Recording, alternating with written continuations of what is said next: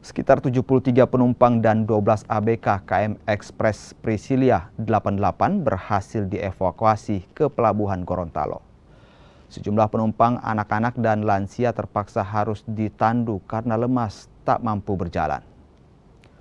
Begitu sampai di Pelabuhan Gorontalo, seluruh korban kemudian dibawa ke rumah sakit untuk mendapat perawatan medis.